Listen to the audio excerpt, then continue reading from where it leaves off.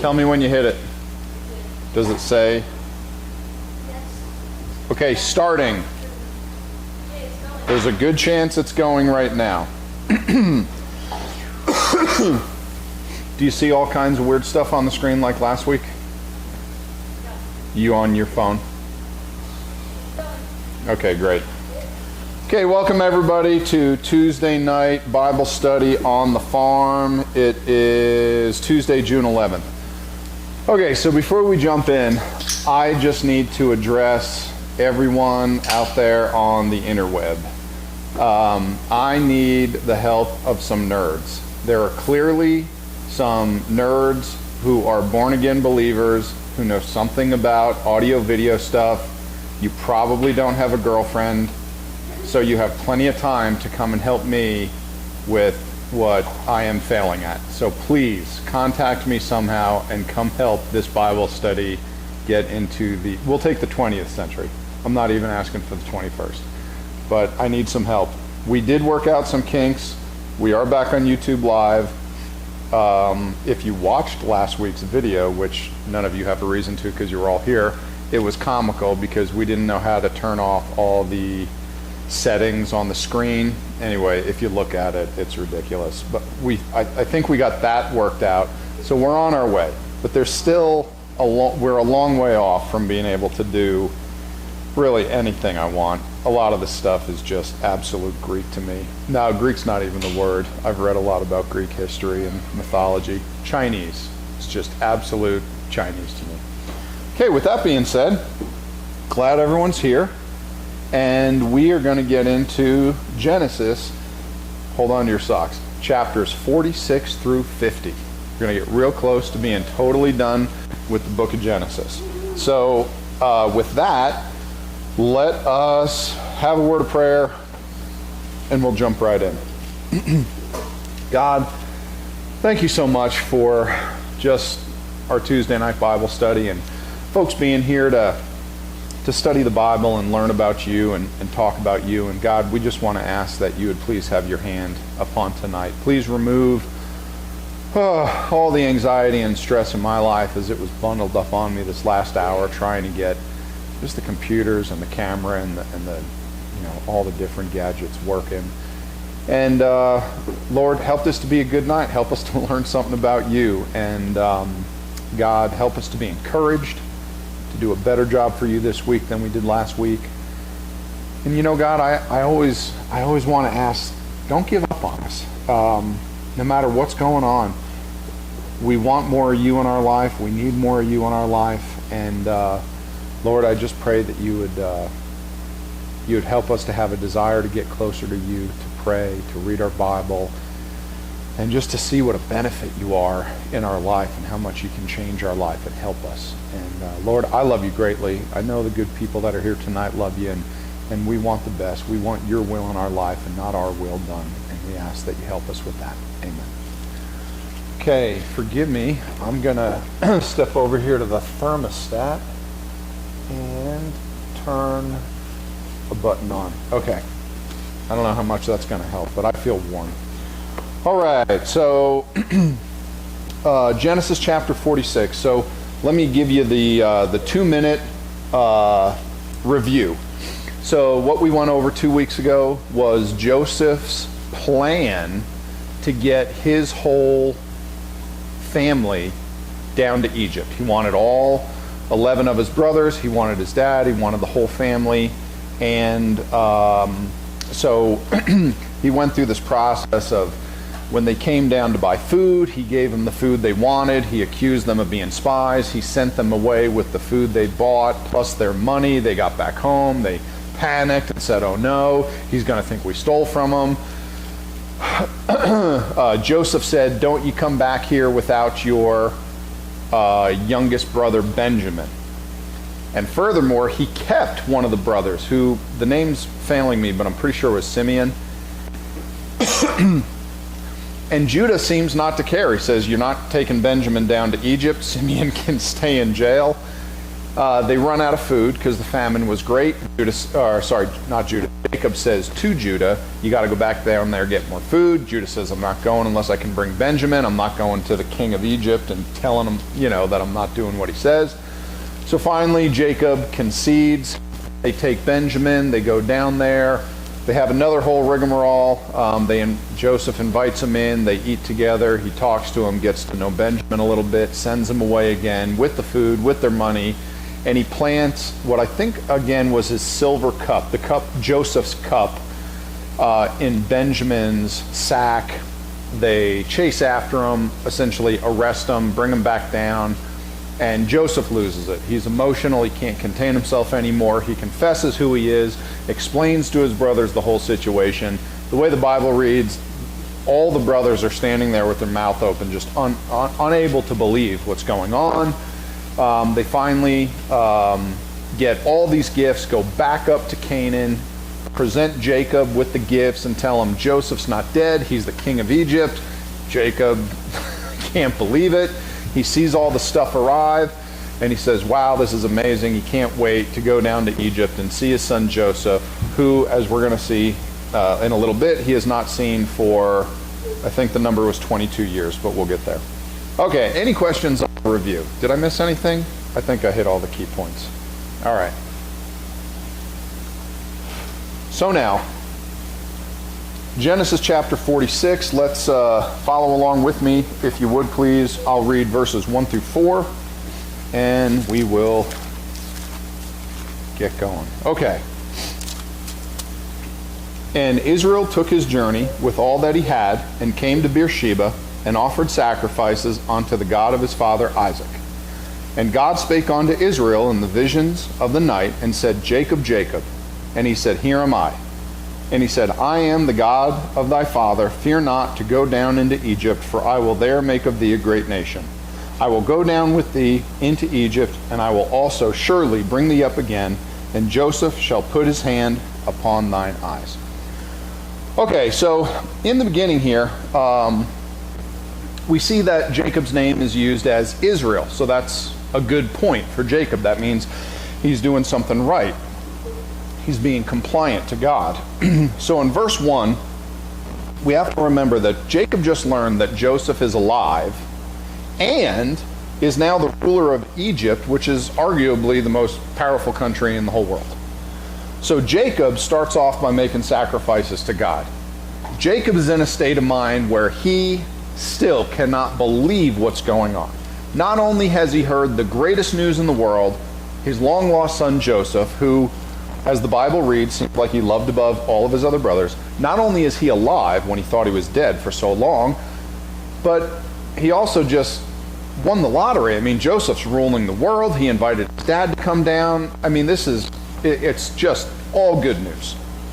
So Jacob starts off by making sacrifices to God, and I believe this is why in verse 1 we read his name is Israel, not Jacob.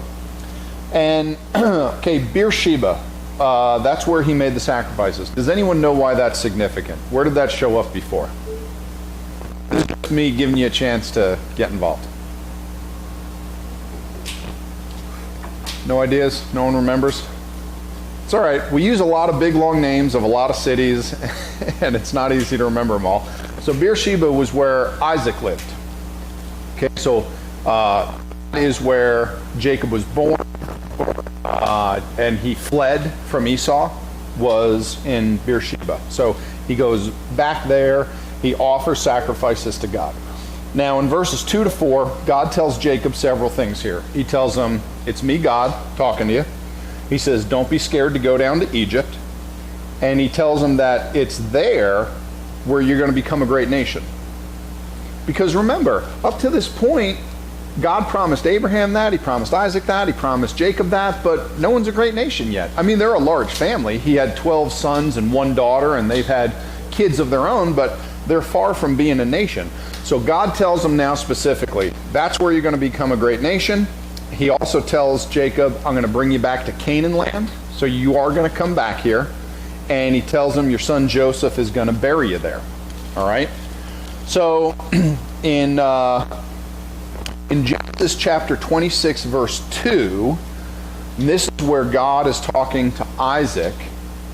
God says, we read, "And the Lord appeared unto him and said, Go not down into Egypt, dwell in the land which I shall tell thee of." God, in these verses here, in chapter 46, God is telling, when God tells Jacob, "I'm going to be with you, it's okay to go down to Egypt," that's a relief for Jacob. Because all he's ever heard is Egypt's a bad place, don't go there. That's what was told to his father. So now God's telling Jacob something different. Okay, let's look at verses 5 through 7. "And Jacob rose up from Beersheba, and the sons of Israel carried Jacob their father, and their little ones, and their wives, in the wagons which Pharaoh had sent to carry him.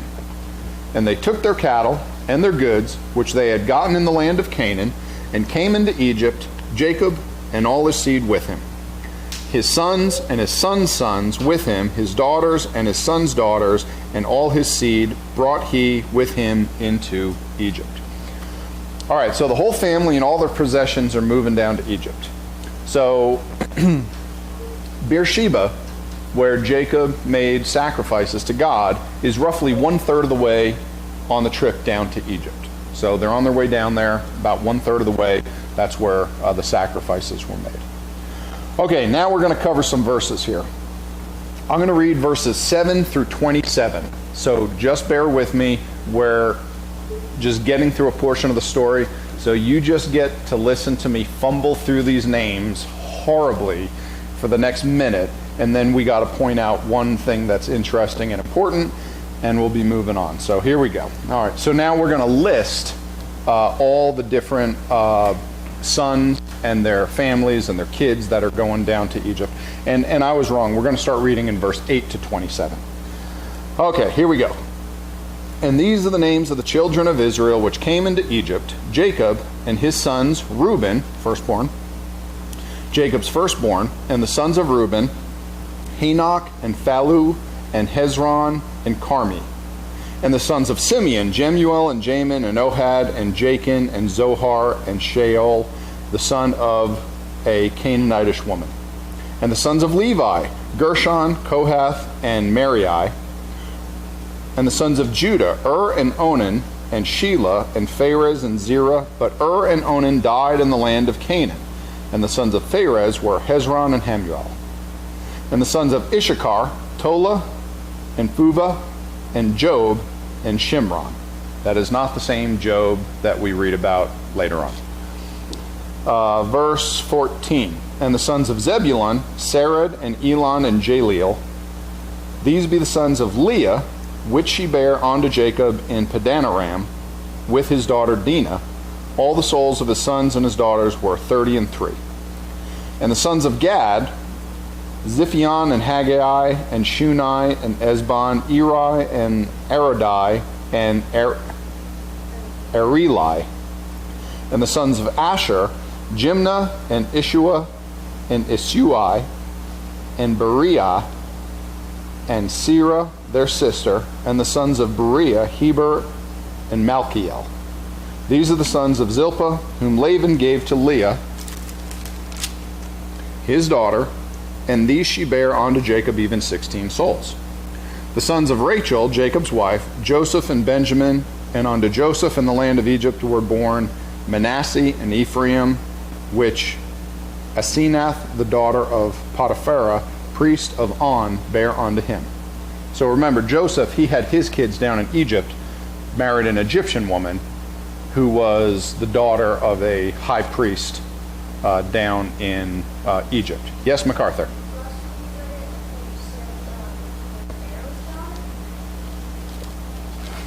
No, it was one of the Pharaoh's high servants, his daughter. So the Pharaoh got Joseph, his wife. So Pharaoh arranged the marriage.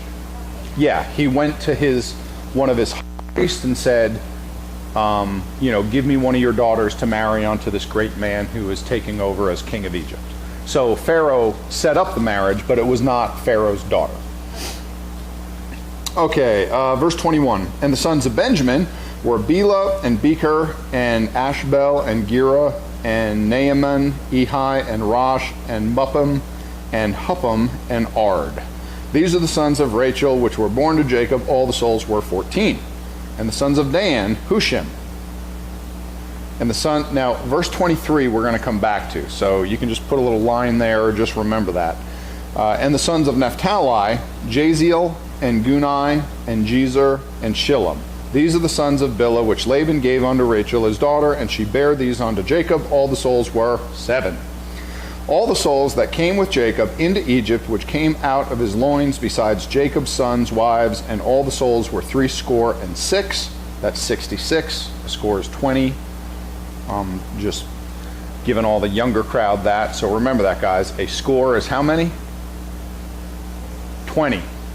A score is 20. So if I were to say 80 and 7 years ago, how many years ago is that? 80. Okay, 80 is 80, and the 7, 87. Don't worry about that. You'll recognize that phrase one day when you get further in American history. All right, verse 27. And the sons of Joseph, which were born him in Egypt, were 2 souls. All the souls in the house of Jacob, which came into Egypt, were 70. So that's 70. 70 is 60, and 10, 60 plus 10 is 70. So 70 is the total. I'm not sure if I'm going to go over the math or not. Okay, so let's stop there. And we'll talk about this and see where we go. All right. So going back to verse 23, with all the other sons of Jacob, you read about their children, and in some cases their grandchildren, that came down to Egypt. In verse 23, we're talking about who? Dan. And with Dan, we only have one person there, is the way we would usually read it. And the sons of Dan, Hushim. Okay, now a couple things. Number one, it says the sons, plural, of Dan, and then it gives us one name, which, for those that like to look into the subtleties, should give you pause. So that name, Hushim, we assume it is a name, and it might well be. But the name is a plural, and it means and the others. So you get the idea throughout the whole Bible that the Holy Spirit of God has something against Dan. And this is where it starts. And we're going to see this in many other places in the Bible, and I'm just highlighting this now. Now, this is apparent in, and I'll write a few of these down, Revelation chapter 7. If you have your Bible, you can turn there. So Revelation chapter 7. I think we're also going to talk about Exodus chapter 1 and Numbers chapter 1 and 1 Chronicles chapter something. I don't know yet. We're going to get there. Okay, so let's take a look at a few of these. And I should have made a chart for this, but we'll add it into the something later. Okay, so in Revelation chapter 7, when you have the 12 tribes listed, these 12 tribes were sealed with the protection of God for the wrath that was about to come. If you read the first couple verses leading up to the list of the 12 tribes in this chapter, you see that the angels said, okay, hold on, before we release the wrath, we need to seal these people, and they were Jews from the tribes of Israel. Now, quick question, okay, and this is a tough one and no one gets it right, so we'll see how we do. How many tribes are there? MacArthur. Wrong. Washington. You were also going to say 12. 11. Wrong. Moses. 13. Very good. There's a baker's dozen. Now, here's a more accurate answer would be there are 12 sons of Jacob. Okay, Jacob had 12 sons. And that's where we originally think the 12 tribes. But there's a problem. When we look at the 12 tribes listed in the Bible, we often find that there's a different set of 12 names. All right? So in Exodus, you have the 12 sons of Jacob listed. So in the very next book, just a couple chapters forward, in Exodus chapter 1, you have the 12 sons of Jacob listed. In Numbers chapter 1, you have Ephraim and Manasseh listed, but not Joseph or Levi. So you still have 12 names, but you do not have the 12 sons of Jacob. Ephraim and Manasseh take the place of Joseph, and Levi is left out, and there's reasons for that. Levi is the priesthood, and we're going to get into that. But that's not where it stops. In 1 Chronicles chapter 2, you have the 12 sons of Jacob listed again. In Revelation chapter 7, where we were just talking about the protection of God over the 12 tribes, you have Manasseh listed along with Joseph. Now, who is Manasseh? Who is Ephraim and Manasseh? Real quick, anyone? No ideas whatsoever? That's okay. We just went over 100 names. Joseph's sons. He had 2 sons, both boys, Manasseh and Ephraim. The older one's Manasseh, younger one's Ephraim. We're going to talk more about them in a little bit. So, like I said, in Exodus chapter 1, you read about the 12 sons of Jacob, which includes Joseph. But then later on in Numbers, you see Ephraim and Manasseh are listed, Joseph's sons. The name of Joseph is not there, and neither is the name of Levi. Okay, so we have 2 of Jacob's sons missing, and we have Ephraim and Manasseh taking their place, still giving us a total of 12. So now we're at Revelation chapter 7, where we're talking about the wrath of God being poured out. This is already after the Christians have been raptured and taken away, and the plagues are being poured out on earth. And the angels say, whoa, whoa, whoa, before we pour the wrath of God on earth, we have to seal the people with with protection, the 12 tribes. And then they list the 12 that are going to be sealed and protected by God. And you find out that Manasseh, Joseph's son, and Joseph are listed, but not Dan or Ephraim. So keep in mind, you have a baker's dozen to choose from, and you always have a certain number of people to make up the 12. Okay, so, and we're gonna get to that at the end of chapter 48, I think. All right. So Dan is not sealed or protected during this time of tribulation. Additionally, Ephraim is not mentioned. With that being said, whenever you read the tribe of Joseph, who does that include? His 2 sons, who are named Manasseh and Ephraim. Okay, so in this case, in Revelation chapter 7, when Joseph is mentioned, we assume it is Ephraim, but not by name. It is only by inference. So there are reasons for that. We're going to touch on that when we get to the books of Kings and Chronicles, like 25 years from now, when the nation of Israel split into 2 kingdoms, and the northern kingdom is the idol-worshiping pagan place. So we're going to get into some of the reasons behind this. But the tribes are listed 20 times in the Bible, and they are different many, many times. And it's important to take notice of that, and there's reasons for it every time. So I'm just telling you this. You need to notice that and figure out why. This information is for you to understand when you're doing your own homework. When you're reading through the 12 tribes, don't just glance through them. Figure out, write it down. Who's there, who's missing, and then there's a reason for that. Okay. With that being said, I didn't make a slide of it because I ran out of time. It's okay. But you know what? Okay, we're going to keep going forward. Chapter 46. Well, first of all, any questions? Because I felt like I really went through that quickly, and I don't know if it was clear. But we all got the idea. There's more than just the 12 names. Okay, so you just got to be sensitive to that when you're reading. All right. Still in chapter 46, going to read verses 28 through 34. Here we go. And he sent Judah before him unto Joseph to direct his face unto Goshen. And they came into the land of Goshen.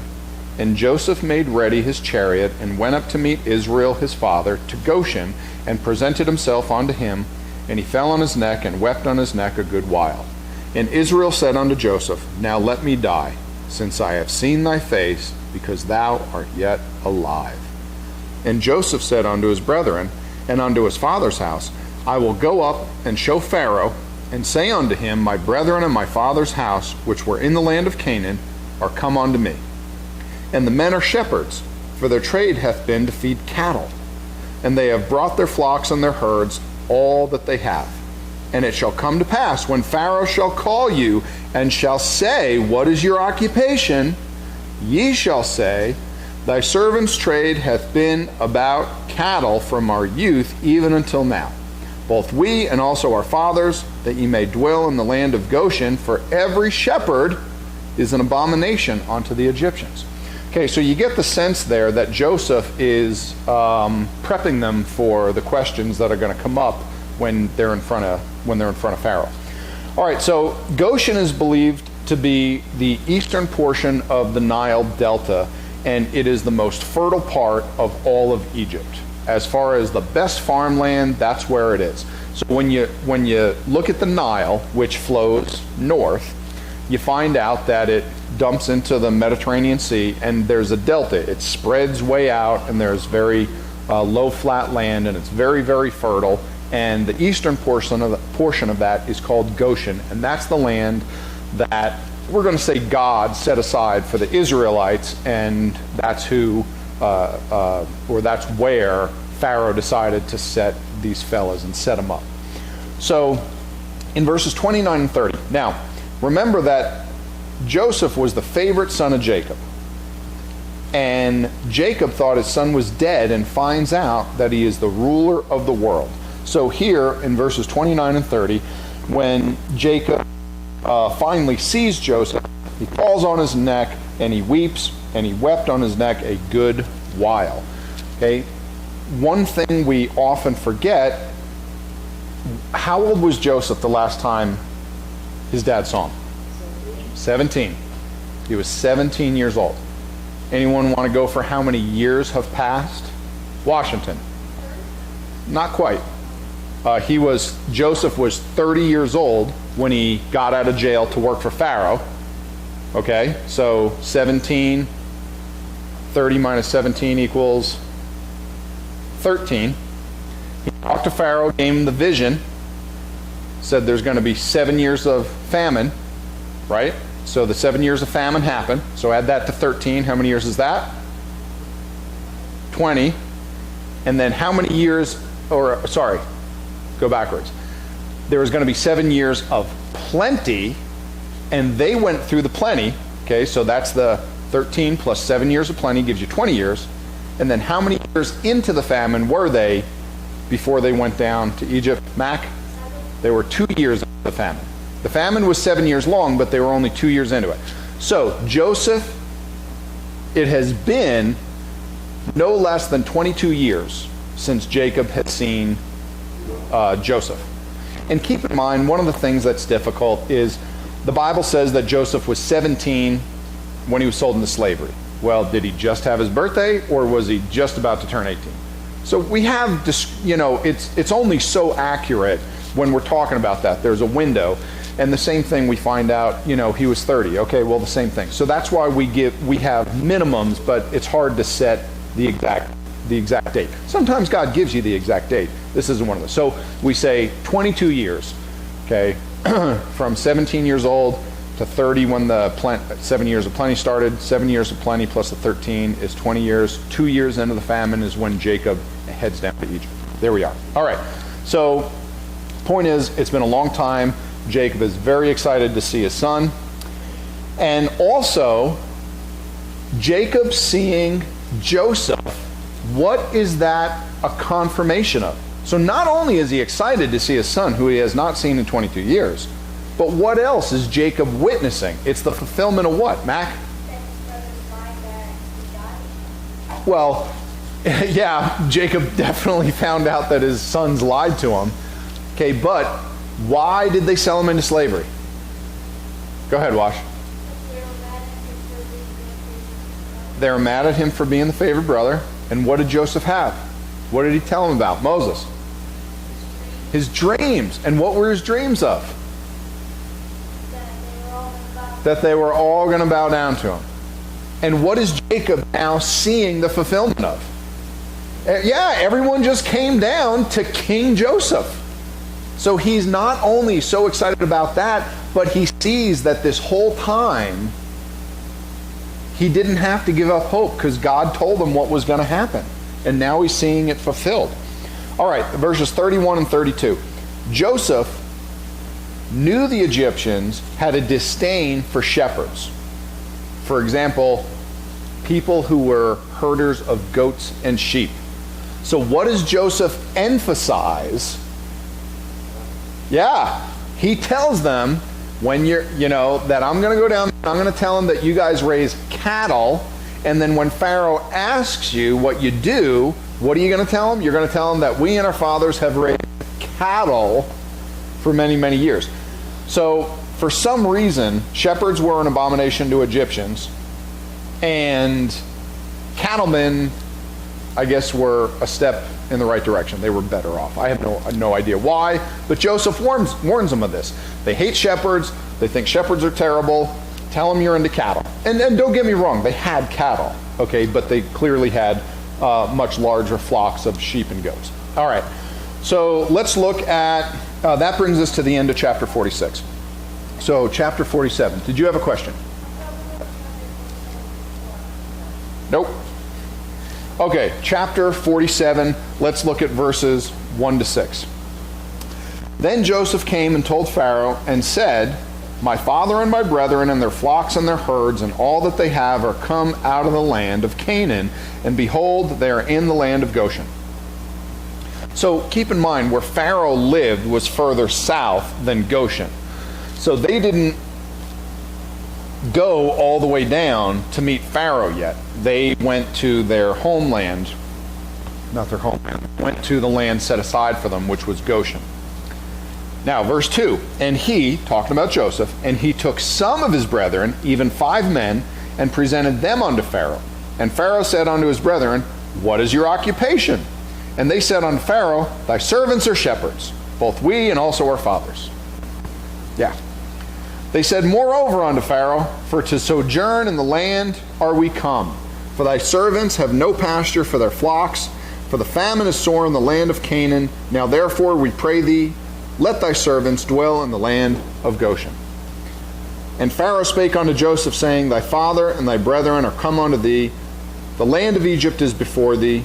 In the best of the land make thy father and brethren to dwell. In the land of Goshen let them dwell. And if thou knowest any men of activity among them, then make them rulers over my cattle. And Joseph brought in Jacob his father, and set him before Pharaoh, and Jacob blessed Pharaoh. All right, so the 5 brothers that came to Pharaoh did the exact thing Joseph told them not to do.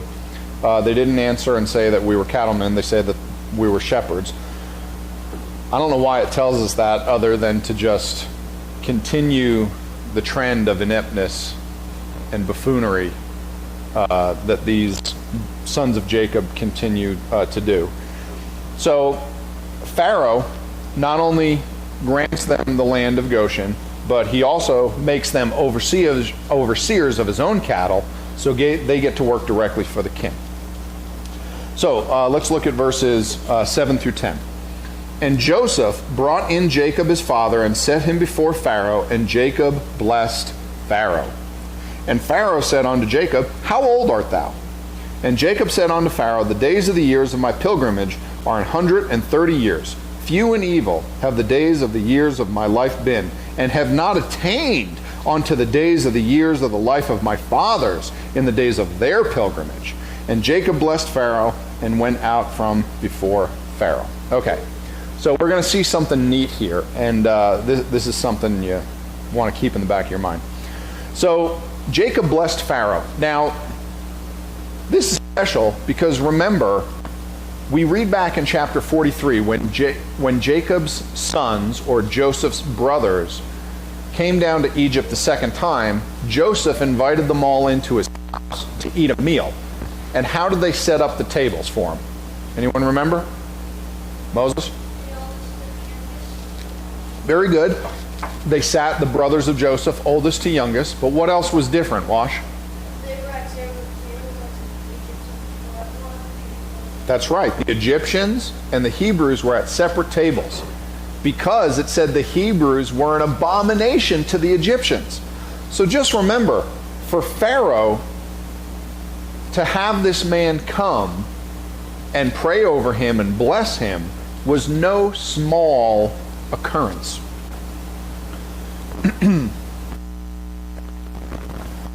Whether Pharaoh allowed this because he had a change of heart, or as a courtesy to Joseph. We don't know. Either way, it was a big deal. Now, Pharaoh asks Jacob how old he is, and Jacob answers. Jacob says 130 years old. And then he tells him, if you think that's old, you should see how old my fathers were. He says 130 years is nothing compared to my fathers. Okay, now,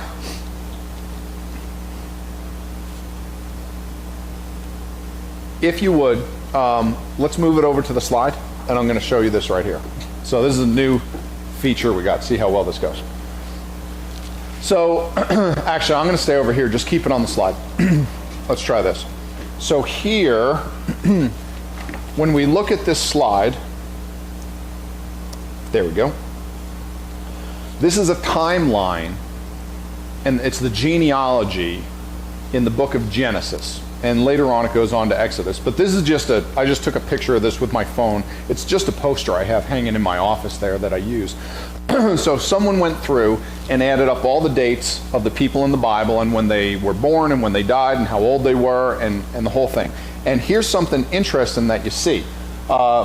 Here, or let's see if it works. Okay, so that right there, that's kind of, circled in red, is Shem, the son of Noah.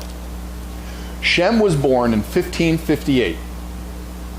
And I should clarify, 1558, that's 1,558 years after the creation. So God created the heavens and the earth was without form and void, and darkness was upon the face of the deep, and the Spirit of God moved upon the face of the water. That's 0.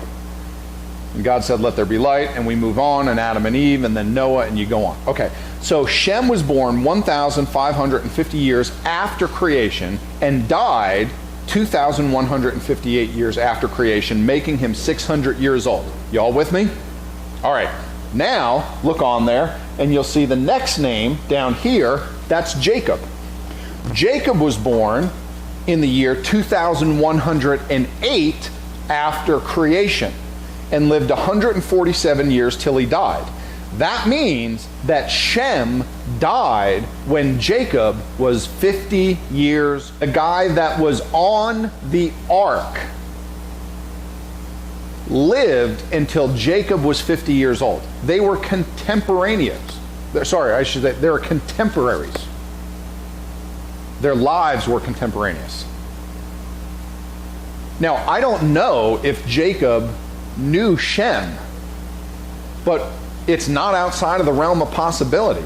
And then if you go back, you find out that the great-grandfather of Shem, Methuselah, died when Shem was about 100 years old. So Noah's grandfather, Shem's great-grandfather, named Methuselah, lived to be 969 years old. That's the oldest man in recorded history. And Shem knew him for 100 years. And then Shem was able to talk to Jacob until Jacob was 50 years old. And here Jacob is telling Pharaoh, well, I'm 130 years old, but that's nothing compared to my fathers. You wouldn't believe how old they were. So I find this fascinating that you only have to go back a couple generations. And that means that Abraham also could have known Shem. So if you see here, so Jacob was born, and Shem, actually, here, let's do this. I tried doing this. There we go. Okay, so this is when Shem died, and as you can see, Jacob was there 50 years before that. Isaac was there before that. Abraham was born and died before Shem died. So in the same way, Abraham could have known Shem as well. And for that matter, when you look at it, Abraham, who could he have known? Noah. Abraham could have known Noah. Anyway, these are all neat things you get to learn when you just draw it out.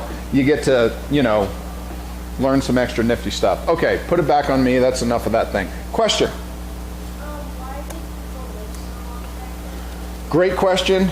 I'm not going to hit that one right now. It was why did people live so long back then? We covered that when we went over dinosaurs in the Bible, which was a while ago. We'll get back to it. Yeah, we never even put that video up on the internet yet. We will get there. Okay. Any questions? Yes, sir. What's the Didn't Pharaoh asking Jacob how old he was? What I think it was that he could just tell that Jacob was quite old. You know, being 130, and also, Tom, seeing how many kids he had and how old they were and how many kids they had, Jacob had to be remarkably old. One of the problems is that the Bible only gives us so much information, so we don't know how old Pharaoh was. We don't know how old the old people were in Egypt at the time. The only thing we know is the ages of the people in the lineage leading to Christ, which, you know, gives us a limited view. We have to imagine that it was impressive. Pharaoh saw it and he was in awe by the age of this man. But that's only conjecture. The Bible doesn't say why. Okay, any other questions? All right, moving on. Let's see. Okay, we're not done with that little section. All right, we're done with the slide. Now, here's the question for everyone. What does Jacob call his life? When he's talking to Pharaoh right there. Verses 7 to 10. Or what does he compare his life to? What's the buzzword there?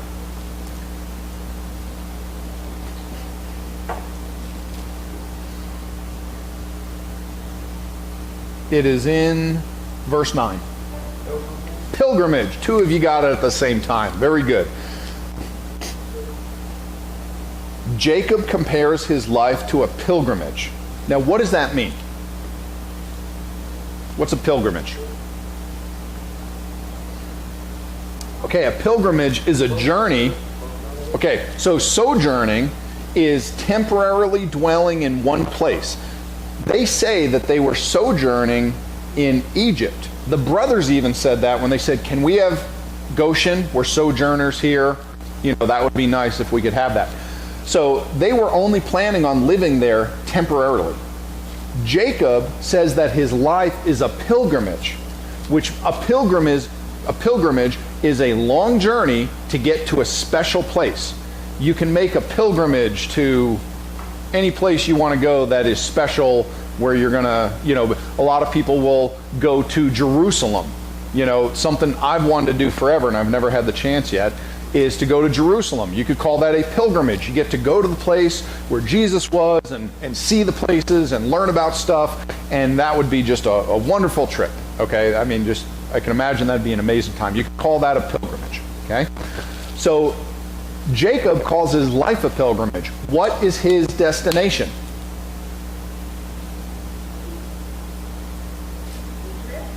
Nope, not Israel. He just left Israel to go to Egypt. Keep in mind, it wasn't called Israel then, but I understand. You're talking about the promised land, or Canaan land, right? The land God promised. Nope. After that. The destination isn't here on earth. His destination is in heaven with God. That's what he's saying to Pharaoh. It's been a pilgrimage. Now, Jacob understood the idea that so many of us struggle with all the time. Our life here on earth is very, very short. Unbelievably short. When your child is born, you get 936. What does that number mean? 936 what? Mac? Nope. When you have a baby, you get married, you have your first kid, you get 936 of these. What are they? Weekends. You get 936 weekends. That's 18 times 52 equals 936. So if your kid lives with you till the age of 18, you're going to get 936 weekends with them, and then they're gone.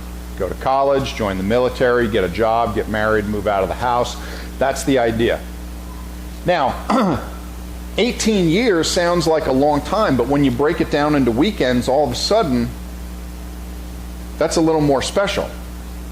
Because that's really what you get mostly with your kids. I don't know about everyone else, but I don't get to see my kids that often, Monday to Friday. A lot of times I'm off and at work before they wake up, and there's plenty of days where I don't get home till after they go to sleep. So really, I get 936 weekends.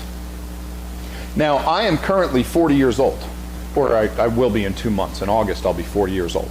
So that means if I live to be 85, I have roughly 2,340 weekends left. That's it. So when you think of it in those terms, your time is more special because that's really what you get. I could say I get 45 more years, but that is laughable. I don't get 45 more years. Until I get to retire, I only get the weekends, if I get to retire, right?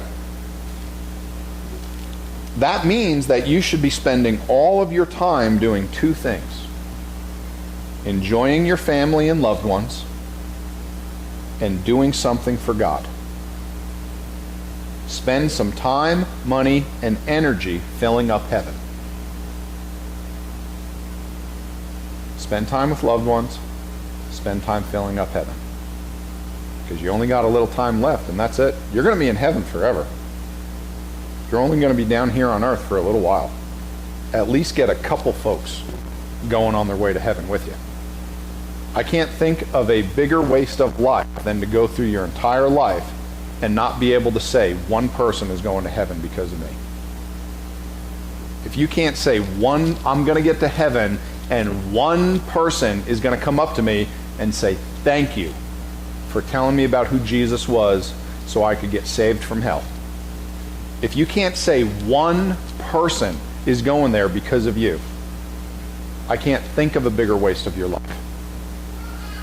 And honestly, it's so easy nowadays. Even if you're scared to death to talk to the person, fine. Just ask them, say, hey, could I sit down and just talk to you for a few minutes about, the Bible and going to heaven? I know it's an awkward subject, but it would really mean a lot to me if you just let me talk to you for 5 minutes about it. I just want to explain that to you. They say, okay, set a date, bring me. I'll go and do it for you. I'll sit down next to you at the kitchen table. We can talk to whoever you want. Doesn't matter me a bit. You'll still get the credit for it. But don't spend your entire life and miss out on those two things. Okay, enough said. Our home is heaven. We're only here for a short period of time. Jacob clearly realized that when he was talking to Pharaoh. He expressed that, and we get to learn from that. Okay, Genesis chapter 47, verses 11 and 12. And Joseph placed his father and his brethren and gave them a possession in the land of Egypt, in the best of the land, in the land of Ramses, as Pharaoh had commanded. And Joseph nourished his father and his brethren and all his father's household with bread according to their families. And there was no bread in all the land, for the famine was very sore, so that the land of Egypt and all the land of Canaan fainted by reason of the famine. Okay, so let's see. There we go. We see that Joseph fed his whole family, and remember, we're a couple years in, there's a terrible famine going on in the land. There's 5 more years to go, and this is the worst famine that anyone in the world has ever seen. That's the way it's described. So verses 13 through 26, we're going to read a little bit here, and I'm going to get madder and madder as I read through this next section, and then I'm going to blow my top, and we'll move on. Okay, verse 13. And there was no bread in all the land, for the famine was very sore, so that the land of Egypt and all the land of Canaan fainted by reason of the famine. And Joseph gathered up all the money that was found in the land of Egypt and in the land of Canaan for the corn which they bought, and Joseph brought the money into Pharaoh's house. And when money failed in the land of Egypt and in the land of Canaan, all the Egyptians came unto Joseph and said, Give us bread, for why should we die in thy presence? For the money faileth. And Joseph said, Give your cattle, and I will give you for your cattle if money fail. And they brought their cattle unto Joseph, and Joseph gave them bread in exchange for horses and for their flocks and for their cattle of the herds and for their asses, and he fed them with bread for all their cattle for that year. When that year was ended, they came unto him the second year, and said unto him, We will not hide it from my lord. How that our money is spent, my lord also hath our herds of cattle. There is not aught left in the sight of my lord, but our bodies and our lands. Wherefore shall we die before thine eyes, both we and our land? Buy us and our land for bread, and we and our land will be servants unto Pharaoh, and give us seed, that we may live and not die, that the land be not desolate. And Joseph bought all the land of Egypt for Pharaoh.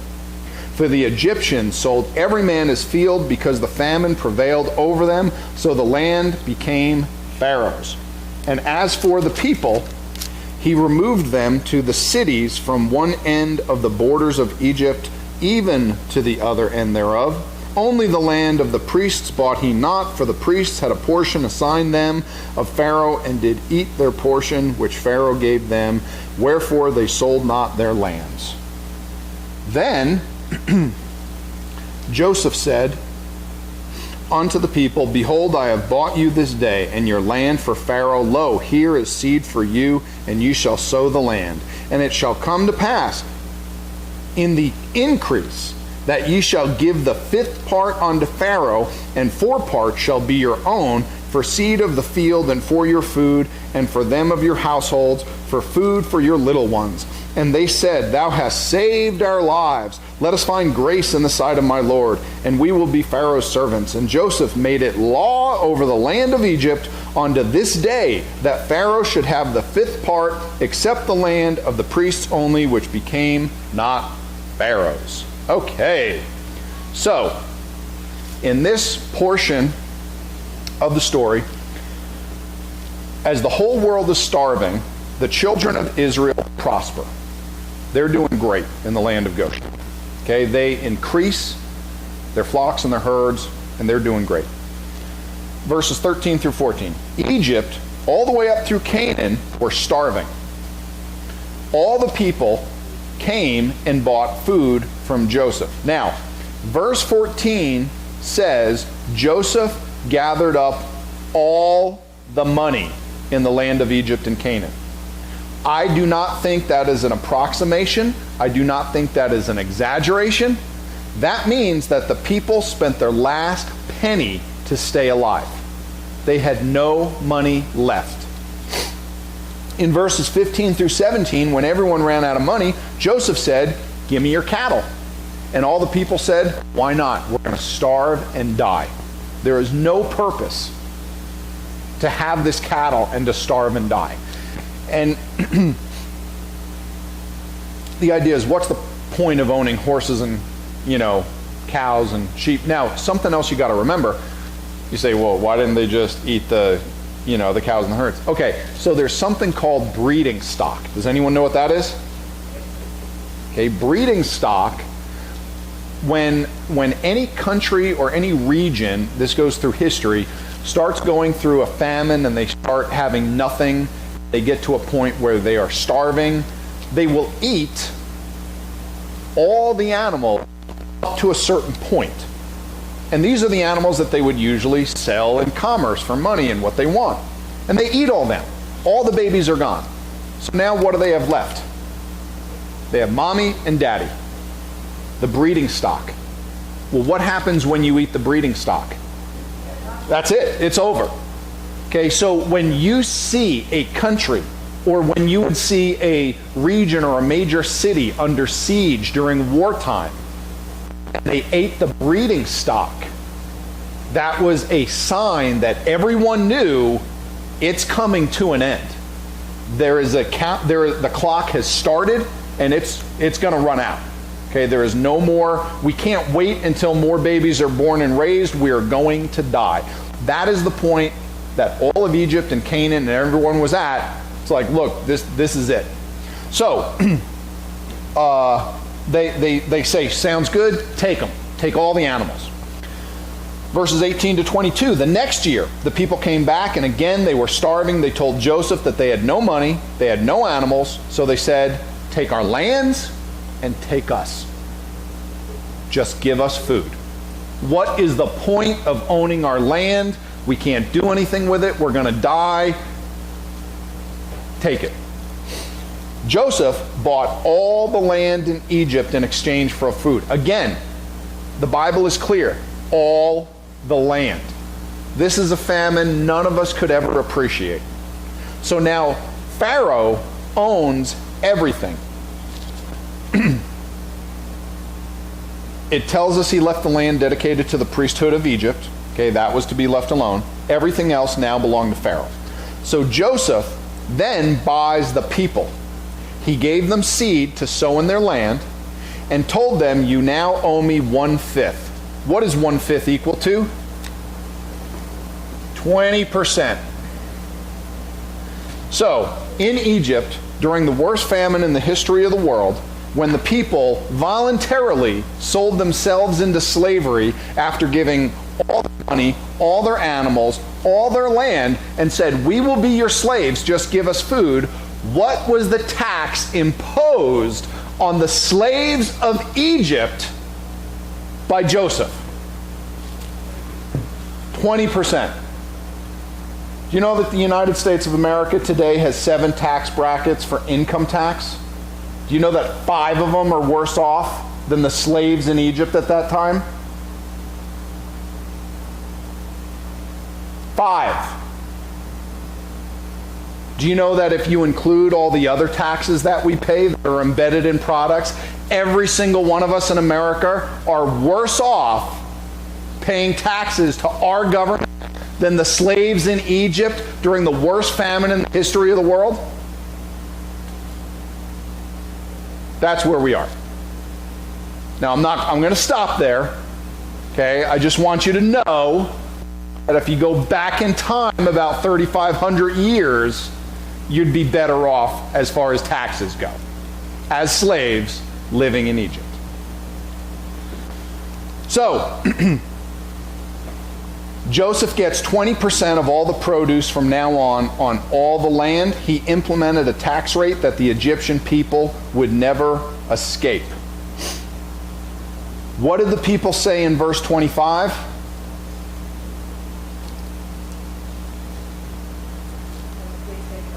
You saved our lives. They said thank you. So, the people offered their money. Then Joseph asked for their livestock. Then the people offered their land and themselves. Joseph took the opportunity to make a law, not just for that generation, but forever, perpetual tax of 20%. And that would be enough to make it difficult to ever climb out of that hole and buy back their own land again. And all of it went into Pharaoh's storehouse. That also means that after 5 years, Pharaoh would have made twice what the land was worth. So even if they were able to save up the money and buy back their own land, it wouldn't matter.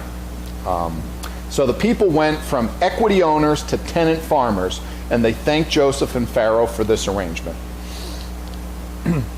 Now, don't get me wrong, they didn't starve. And that's what they were down to. It shows the desperation of the people. So, let's look at verses 27 through 31. And Israel dwelt in the land of Egypt in the country of Goshen, and they had possessions therein, and grew and multiplied exceedingly. And Jacob lived in the land of Egypt 17 years, so the whole age of Jacob was 147 years. Israel, and the time drew nigh that Israel must die. And he called his son Joseph and said unto him, If I now have found grace in thy sight, put, I pray thee, thy hand under my thigh, and deal kindly and truly with me. Bury me not, I pray thee, in Egypt, but I will lie with my fathers, and thou shalt carry me out of Egypt, and bury me in their burying place. And he said, I will do as thou hast said. And he said, Swear unto me. And he sware unto him, and Israel bowed himself upon the bed's head. Okay. So, notice that the children of Israel grew and multiplied exceedingly. While everyone else was starving, Jacob's sons were affected by the famine. Jacob's sons were not affected by the famine. In fact, they grew to be rich. Jacob dies at the age of 147. He makes Joseph swear that he will bury his father Jacob in Canaan land with his fathers Abraham and Isaac, and Joseph agrees to that. And if you can believe it, that's 8 o'clock on the button. we have 3 chapters left before we can get done. So we're going to take a second for questions, and then we're going to jump right in to closing with a word of prayer. Any questions? Okay, Tom has one. Bring it on me. Lay it on me. Why in chapter 46 we're calling him Israel and then Jacob and then Israel and then Jacob? I thought when he was God's will and doing what God wanted, he was Israel, and then when he was living in his own will, he was called Jacob. Okay, so the question is, why is he called Israel and Jacob back and forth in chapter 46? Okay, and it is strange because he's called Israel in the beginning of the chapter, and then God, when he talks to him, he calls him Jacob several times. Shorter answer is, Tom, I don't know. I really don't. And, I've looked at that, and unfortunately it doesn't seem that, that idea of him being Israel or Jacob seems to run flawlessly. And that's one of the cases where, in verse 1 he was called Israel. In verse 2, God calls him Jacob. One other thing I thought was funny is, how many times does God call him Jacob in verse 2? Twice. Whenever God calls a man, he calls his name twice. Jacob. Jacob. He does the same thing. Eli. Eli. Samuel. Okay, so ladies, it's in the Bible. You got to use our name at least twice because we are bad listeners. Okay, so you have scripture for it. If a man ever gets upset at you, hollering his name multiple times, say, well, even God had to do it. Okay, God does it throughout the whole Bible. It's kind of funny. Okay, but I don't know why. I don't know why, Tom. And then later on, just in the next couple verses, he's called Israel again. So, any other questions? Are you, Moses, is hoping that someone's going to type in a comment and give us a question? Oh, we got comments. Okay, so before we leave, this is important. So one thing I am hoping and praying for, and you guys can pray with me, is that we can share this Bible study with more people. The easiest way to do that is literally just share the YouTube channel. Okay? And you can say, hey, take a look at this. We do this every other Tuesday. We'd love to have you guys come by. If this is something that would be a blessing, here you go. Please, get on the channel, click share, give it to someone, write a comment, give us a thumbs up. I still have no idea what any of that does for us. Okay, other than sharing it, which is, it gets it out to more people. So obviously, we hope we can help more people learn the Bible. So with that, let's have a word of prayer and we'll get out of here. Lord, we love you greatly. Thank you for letting us get into the book of Genesis and learn a little bit toward the end of the story of Joseph. And Lord, please help us as we all go through the rest of our week just to see someone that you want us to help and introduce to you. Lord, please show us what you want us to do for your glory to help move your kingdom forward. And we love you, and we just ask these things in Christ's name, amen. Okay, we'll see you in 2 weeks. Hit the stop button.